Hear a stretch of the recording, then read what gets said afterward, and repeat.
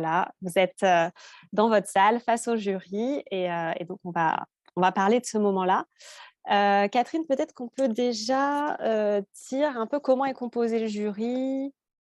Est-ce qu'il y a plusieurs Alors, personnes ça, ou c'est pas? un point commun entre tous les entretiens. Le jury, il est composé de deux personnes. Une personne qui est représentante de l'école, hein, qui est un enseignant ou bien une personne chargée de la scolarité, chargée de la vie dans l'école, hein. Et puis, une deuxième personne qui est extérieure à l'école.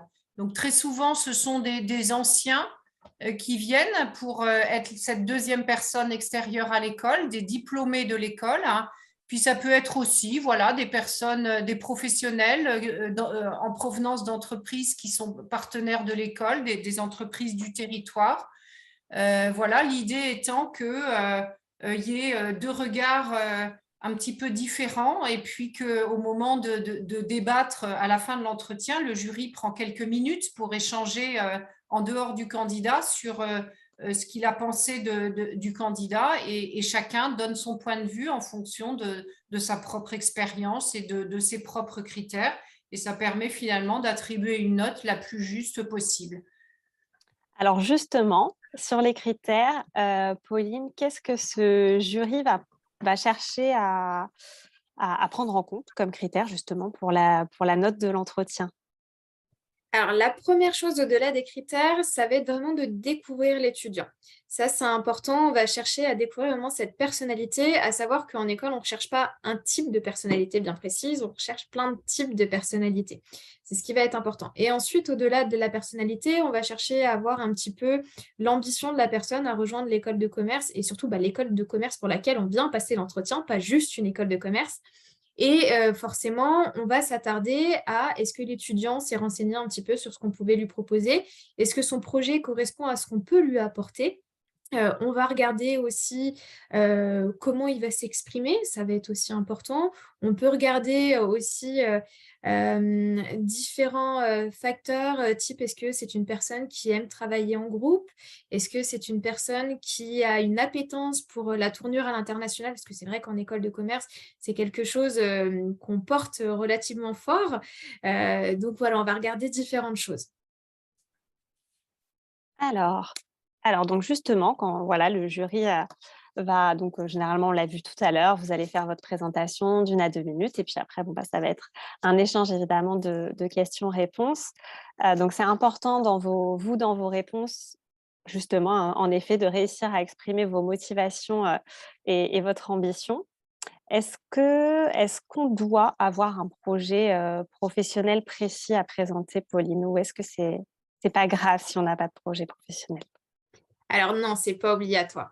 Donc vraiment, je rassure tout le monde, si la personne a un projet professionnel, il faut qu'elle en parle, en effet, et qu'elle le mette en valeur et qu'elle essaye de faire le lien avec l'école. Si par contre la personne n'a pas de projet professionnel, c'est pas grave.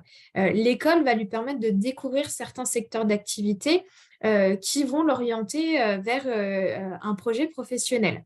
Ce qui est peut-être aussi intéressant à regarder, c'est même si on n'a pas de projet professionnel, on peut déjà deviner si on a une appétence ou non pour certains domaines d'activité. J'aime bien prendre l'exemple, par exemple, des chiffres. Un étudiant qui n'est pas à l'aise avec les chiffres, peut-être, sera moins à l'aise avec le milieu financier. Donc, on peut déjà commencer un petit peu à faire l'entonnoir avec qu'est-ce qui potentiellement pourrait me plaire en grand domaine et inversement, ce qui pourrait ne pas me plaire. C'est ça, c'est pas donc déjà on rassure une partie quand même des étudiants, qui n'ont pas justement de projet professionnel défini et même des fois on a un projet professionnel défini et puis ça change, hein, au fil justement des stages, des expériences et cetera. Donc rassurez-vous là-dessus, mais en effet, il faut savoir expliquer, au final vous n'avez pas de projet professionnel défini, mais pourquoi avoir envie de faire une école de commerce, les matières qui vous intéressent et cetera. Ce qui est important, c'est aussi, de mettre en avant vos projets donc extrascolaires, vos passions, vos expériences professionnelles si vous en avez eu, de stages, d'alternance et cetera. Est-ce que toi alors toi Clara, je crois que tu n'avais pas, fait de stage avant. Donc ça permet peut-être aussi de rassurer les étudiants qui n'en ont pas fait. Alors qu'est-ce que toi tu as mis en avant alors? Alors du coup, c'est vrai qu'effectivement, j'avais pas beaucoup d'expérience professionnelle à mon actif, une expérience, de serveuse chez un traiteur. Mais après, c'est vrai que toute expérience est bonne à prendre. En fait, on apprend toujours des expériences que l'on vit. Donc, par exemple, être capable de dire, bah voilà, j'ai fait ce métier de serveuse, ça m'a appris l'organisation, mais également en axe d'amélioration, bah, c'est quelque chose d'être debout, par exemple, pendant 10 heures, c'est pas quelque chose qui me correspond. En fait, être capable voilà, d'avoir une compétence et d'avoir un axe d'amélioration à en tirer. Moi, du coup, j'avais plus tourné autour de mes passions et de mes activités extrascolaires, sachant que du coup, j'ai pratiqué la danse pendant plus de 18 ans. Donc, du coup, j'ai pu dire que bah voilà, moi, en plus, exclusivement de la danse classique. Donc voilà, la danse classique, c'est un art qui m'a appris voilà, la rigueur du corps, l'autonomie, l'esprit d'équipe, la compétition. En fait, dire voilà, toute expérience que vous vivez aujourd'hui, ce que ça vous apporte et aussi ce que ça peut aussi vous donner des indications sur ce que vous n'aimez pas ou ce que vous ne voudriez pas avoir en entreprise plus tard. Merci Clara. Donc voilà, réfléchissez bien. Clara l'a dit, hein, même toute petite expérience est bonne à prendre et mettre en avant. Alors toi, Clément, qu'est-ce que tu avais mis en avant? Du coup, j'avais pu faire des expériences professionnelles parce que j'ai fait un BTS MCO, Management Commercial Opérationnel, et on avait 7 semaines par année en fait de stage, et c'était vraiment professionnalisant. Et du coup, j'ai pu mettre aussi mes expériences professionnelles pendant l'été, comme Clara a pu le dire, en tant que serveuse. J'ai pu parler aussi de mes soft skills qu'on développe pas forcément à travers une expérience professionnelle, mais ça nous permet aussi d'y contribuer. Et après, c'est tout. J'essaie toujours de remettre en fait en relation mon expérience professionnelle avec ce que ça m'a apporté et la philosophie de l'école. C'est toujours ce lien, voilà. Et est-ce que toi, tu avais mis en avant des passions particulières?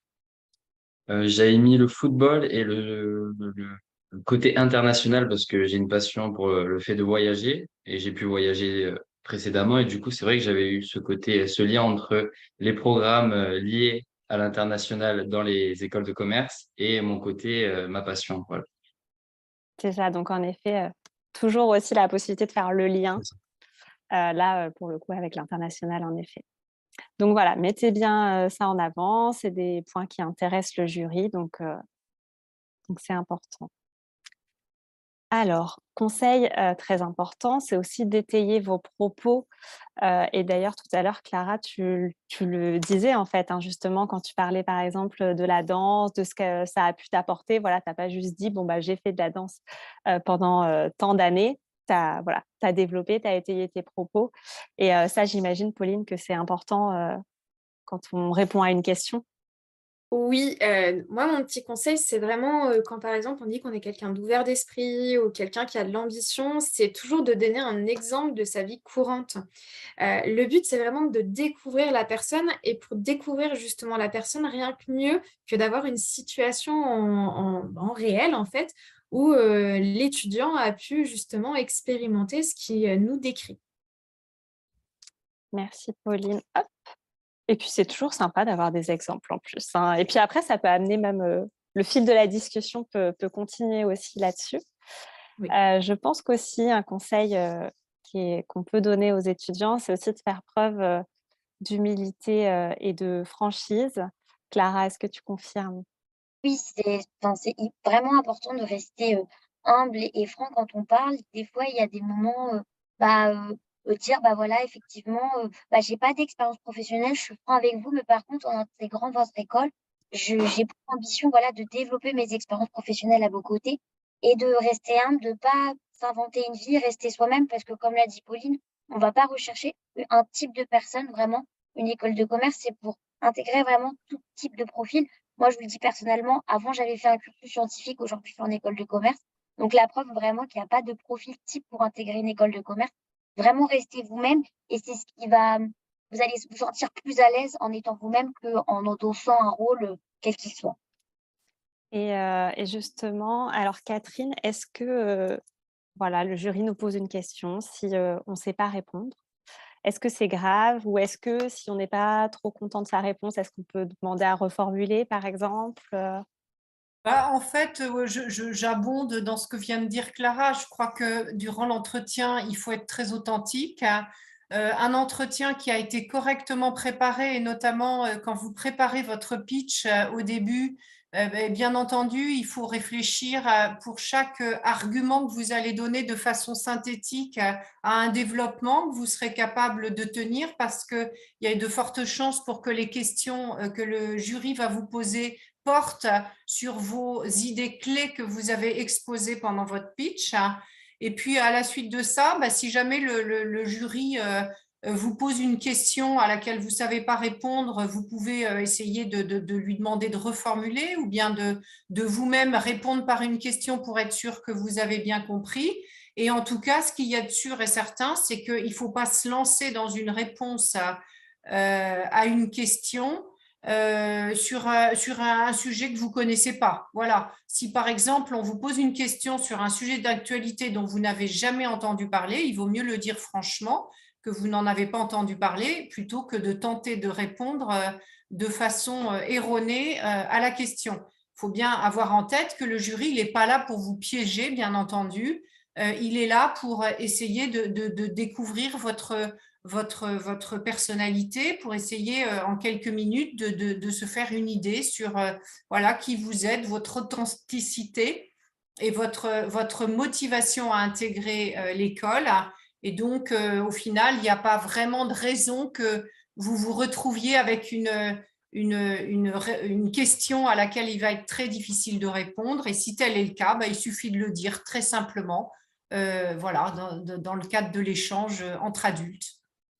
Alors, Pauline, est-ce qu'en plus, il y a d'autres pièges à éviter? Ou est-ce que... Non, c'est vraiment rester sincère, c'est vraiment le plus important pour moi, ne pas dire de mensonges, parce que certains étudiants essayent, et je vous rassure, ou pas du coup, mais un étudiant qui ment, même si on ne le connaît pas, ça se ressent. Et c'est dommage en fait, parce que je suis sûre que l'étudiant a plein de belles choses en fait à raconter, donc surtout ne pas mentir et rester soi-même, c'est vraiment le plus important pour moi. Eh bien, ça, je crois que tout le monde l'a confirmé, justement. Alors, voyons maintenant. Pauline, est-ce qu'on peut justement donner aux étudiants quelques exemples de questions qui peuvent être posées parce que voilà, on a envie de savoir, de pouvoir se préparer un petit peu en amont. Oui, en effet, ça peut être comme les premières questions qu'on voit affichées. Que pensent vos amis, vos familles de vous? Comment ils vont vous décrire vos qualités, vos défauts? Et on peut également poser des questions donc, sur les hobbies, notamment si on a du sport, demander à développer un petit peu. Et généralement, le sport fait le lien avec les projets de groupe. Ou pas, si on a tendance à travailler, à faire des sports un peu plus solitaires, on peut aussi s'en expliquer, et ça marche très bien aussi. On peut poser des questions sur tout ce qui est voyage également. Est-ce que la personne a déjà voyagé ou pas? Si ce n'est pas le cas, par quel pays elle peut être intéressée? On va poser des questions aussi sur les expériences professionnelles donc de l'étudiant, et ainsi du coup les compétences que l'étudiant a pu acquérir via ses expériences professionnelles. Et puis ensuite, on va s'attarder au projet et lien avec l'école. Donc, est-ce que l'étudiant a déjà un projet professionnel? Si c'est le cas, le lien avec l'école, est-ce qu'il y a une spécialisation en particulier qui pourrait l'intéresser? Et en fait, c'est une discussion avec une suite logique. Ce n'est pas un jeu de ping-pong où on envoie des questions qui n'ont pas de rapport les unes avec les autres. C'est vraiment en fait un échange, et cet échange va découler en fait des réponses que va nous donner l'étudiant. Alors Clément, toi qui as passé des entretiens l'année dernière, tu confirmes que c'était voilà, des questions comme ça assez classiques auxquelles on peut s'attendre au final? C'est vrai qu'il y avait des questions que je connaissais déjà un petit peu à travers les conseils que vous avez pu donner l'année dernière, mais c'est vrai que c'est plus un échange comment dire, que des questions qui fusent et que ça s'arrête pas. C'est plus un échange. Ça va entraîner une question, puis après, ça va petit à petit se dérouler sur un projet qu'on aimerait monter, ou alors une qualité qu'on a, ou un défaut, comme expliqué sur le diaporama. Et alors justement, Catherine, est-ce qu'à l'inverse, le candidat peut aussi poser des questions au jury, par exemple? Ah, le micro est coupé. Excusez-moi, le but, c'est pas non plus que le candidat pose pendant tout l'entretien des questions au jury. Bien Mais sûr. à la fin, Ça peut tout à fait être pertinent pour demander une précision sur tel ou tel aspect des programmes qui sont proposés par l'école. Voilà. On va dire, le candidat peut poser une question au jury, mais pas non plus un nombre conséquent. C'est sûr qu'on n'est pas là pour nous, en tant qu'étudiant, interroger le jury, mais voilà, Voilà. s'il y a des questions, en tout cas, faut pas hésiter sur les spécialisations ou autres, ou ce que peut proposer l'école, par exemple. Alors, donc là, on a fait quand même, en effet, bien le tour des questions qui peuvent être posées. Et là, on va parler d'un dernier point qu'on a déjà un petit peu abordé au final, mais bon, on va revenir dessus. Alors, est-ce qu'il y a donc il faut soigner, ce qu'on va raconter, son pitch et cetera, ce qu'on a envie de dire au jury, mais ce sur quoi il faut faire attention, c'est aussi sur la communication non verbale. Est-ce que Pauline, on peut revenir un petit peu là-dessus? Oui, tout à fait. C'est un élément qui va être regardé, en effet, le non-verbal. Donc, quand l'étudiant rentre justement dans sa salle de jury, en effet, il va donner les CV aux membres du jury et avant de s'asseoir, il attend que le jury s'invite à s'asseoir. Et une fois qu'il est assis, il faut avoir une posture plutôt droite sur sa chaise, éviter de croiser tout ce qui est jambes ou bras, parce que généralement, alors, c'est pas toujours le cas, mais quand on a tendance à croiser les bras, c'est qu'on est moins ouvert à la conversation. Comme si on est plus penché vers l'avant, ça veut dire qu'on est plus ouvert à la conversation. Et puis, en termes de non-verbal aussi, s'attarder sur 2 choses. Premièrement, le regard. Toujours regarder son jury dans les yeux. Ça, c'est important. Balayer les 2 membres du jury aussi, même le membre qui n'a pas posé la question, parce que lui aussi est intéressé par la réponse. Et il va falloir aussi faire attention à ses mains, notamment quand on est stressé. On a tendance en fait à aller chercher un stylo, aller chercher la bague, une boucle d'oreille, la montre pour se déstresser. Et du coup, il faut vraiment éviter ce geste-là. Alors, ça peut arriver et quand on s'en rend compte, moi, mon petit conseil, c'est vraiment de poser ses mains à plat sur la table. Ça va permettre de se canaliser et du coup d'éviter justement ces petits gestes un petit peu parasites et qui peuvent attirer l'œil du jury. C'est vrai que ça peut attirer l'œil et du coup, vous pouvez perdre l'attention du jury, qui serait dommage quand même. C'est ça. Hem, alors toi, Clément, est-ce que tu avais des tics? Est-ce que tu faisais attention à certaines choses? Je sais que j'avais pas mal de tics. Par exemple, j'avais tendance à me recoiffer les cheveux avec instance. Du coup, je C'est faisais vrai qu'il y a attention à ça aussi. ça. Ou surtout aussi au niveau des jambes croisées. J'avais tout le temps les jambes croisées. Et au niveau des mains aussi. Des fois, j'avais tendance à trop parler de manière impressionnante avec les mains. C'est C'était vrai pas que si on a les assez. mains qui bougent dans tous les sens, on peut Voilà, aussi, c'est donner le ça. tournis au jury. C'est ça. Et Et ça fait alors moins professionnel surtout. c'est vrai, oui, puis, on montre qu'on est stressé aussi. Et Clara, Mm. toi, est-ce qu'il y a des choses sur lesquelles tu fais attention dans Ouais, ce moi, genre de situation? c'est vrai que pour avoir été aussi jury pour les concours, c'est vrai que moi, en fait, dès que je vais voir une personne jouer avec sa bague, jouer avec son collier ou avoir un signe de stress, en fait, des fois, il y a des jurys qui peuvent faire une fixette dessus et ils ne voient plus que ça. Vraiment, essayer, comme le disait Pauline, de les regarder dans les yeux pour leur montrer que vous êtes présent physiquement, mais aussi que vous les écoutez quand eux vous posent des questions ou qu'ils viennent corroborer vos propos. Vraiment, vous montrer que vous êtes aussi en écoute active. Et aussi, moi, je tiens vraiment à, enfin, le dernier conseil de ne chercher pas à combler à tout prix les silences. C'est important, des fois, de faire une pause pour prendre le temps de répondre à une question. Ce n'est pas une erreur de dire, bah, écoutez, moi, bon, un petit temps de réflexion pour répondre à la question. C'est pour montrer que, bah, voilà, vous réfléchissez, vous voulez prendre le temps et de bien parler au jury et répondre à la question. Merci Clara. Et en effet, on l'a déjà dit tout à l'heure, hein, mais on est vraiment dans une discussion bienveillante. Le jury n'est pas là pour vous piéger. L'important, c'est quand même que vous soyez dans les bonnes conditions pour que votre entretien se passe bien et pour que le jury puisse apprendre, voilà, à vous connaître, hein, tout simplement. Savoir si, voilà, si ça va coller entre vous et l'école et ses valeurs et et cetera. Donc montrez-vous sous votre meilleur jour.